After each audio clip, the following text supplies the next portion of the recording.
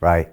All right. Well, look, I want to talk more about that. Let's talk the location first. So South China Sea, like you said, after World War II, the U.S. Navy has pretty much owned, controlled, and provided safety to all shipping routes in all the seas around the world. And I remember reading an article by some guys at a company that used to be called Stratfor, I think out of Texas, where it basically said the Navy does it all for free. They give you this safety, which is this amazing commodity.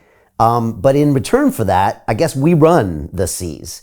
And it's this weird implicit agreement that all these countries had that, yeah, we patrol them, that we provide the safety. But China doesn't like us controlling the seas in their backyard. And I'm guessing they also potentially don't like Taiwan, which is right in the middle of those seas. And so why is that area ultra important with, again, potentially all this semiconductor knowledge in Taiwan?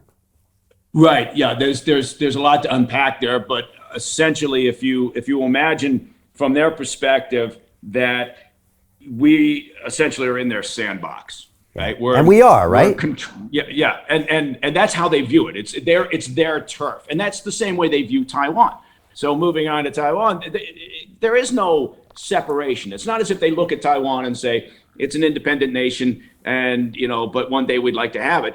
They look at it and think, you're an errant child, who threw a fit and ran away, and now we're bringing you back into the fold. And that timeline, I would argue, has been accelerated by Xi. I don't think Xi has any intention of stepping down eventually, whenever he does leave office, without having brought Taiwan back into their control, into their fold.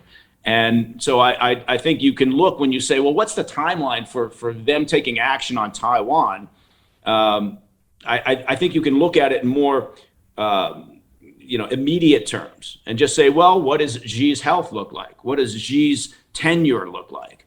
Because I just don't see him fading off into the sunset without him accomplishing what he considers to be a primary goal. Interesting. All right. So all of these are parts of them trying to reclaim that territory back, potentially bring Taiwan back in the fray. How is their Navy, by the way? Larger than the U.S. Navy at this point, just in sheer number of vessels, of ships. And they've been, their aggressiveness in building out their military over the past decade, longer, but particularly over the past decade, has been impressive, right? They, and again, with this single-minded notion that, it's not as if they're preparing for a hot war necessarily, but they are looking at the point where, from their perspective, the U.S. is a declining nation. That's kind of how Xi and his cronies imagine this and view this. And so they want to be prepared for that day when, again, they take that last step on the ladder and get to the top of the food chain. So we have never really dealt with China in a particularly pragmatic manner. We've always, from a business perspective, we've always imagined it to be this holy grail, right? Every company chases business in China because, oh my God, I want that market. And so a lot of those businesses are willing to look the other way when it comes to all the human rights abuses and the fact that there's no rule of law. And so, but from a foreign policy perspective, I'd argue we've never really gotten it, spot on when it comes to China, and the current U.S. administration looks at them and thinks, well, they're a competitor, but they're not really. China views us as an adversary, and we should be doing the same thing. Again, not because we want the missiles to fly, God forbid, we definitely don't want that. But we have to understand how they think. We have to understand what their perception is and why they do the things they do. So Jim Rickards has just recorded a video that's not available to anyone in the public, and he's going to be talking about how this upcoming recession is going to be fast, it's going to be bloody, it's going to be nasty. But at the same time, he's going to show you how you can position yourself to profit from all of this chaos. Now, we've made this video only available to our viewers. Go to londonreal.tv/Jim. Watch that immediately. I can't say enough good things about Jim Rickards. He understands the global economic system better than any guest I've ever had on London Real. His predictions are almost uncannily true, and you can learn how to profit from his vision, from his expertise, and his understanding of economics. So go to londonreal.tv/Jim or click the link below. It's an excellent, excellent look on what's going to happen in the future and how you can position yourself to profit from that. Jim is one of the best in the business, one of my favorite guests on London Real, and he's very, very good at predicting the future and showing us all to profit from it.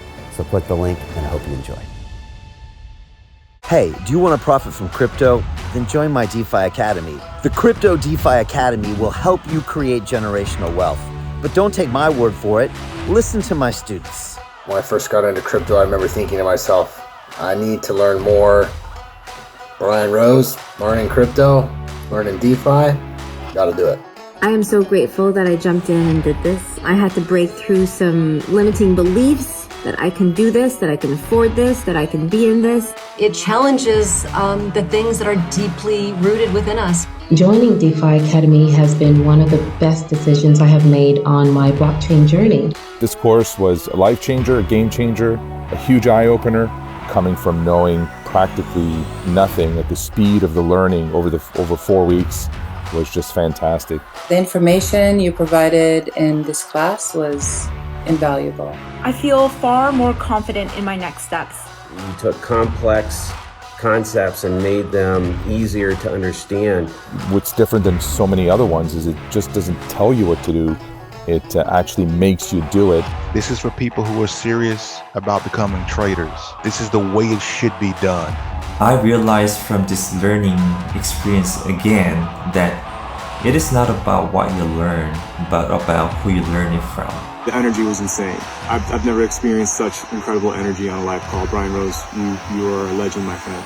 It's the only thing in the market where you can get all information and learn everything what you need to know. Everything is so clear and so well done, and I am just forever grateful for this program. It made me feel so much more confident about crypto than I did before. I did not anticipate how passionate I was going to become about it. It's also been like a big learning experience for me, not just in the crypto space, but just an overall balance of life. What I've learned is, how to take ownership, of my life in a way that I really hadn't before. Yeah, you can't put a price on that, really. I would recommend it to anybody, top notch. Excellence does not come cheap. So if you want excellence, you got to pay for it, but it's so worth it. Pull the trigger. That's what this course is about. You're not going to regret it, really. It's amazing. Thank you, Brian and team. So what are you waiting for? Crypto is happening now. Click the link below, submit your application, and let me mentor you on how to create generational wealth and build the decentralized financial infrastructure of the future.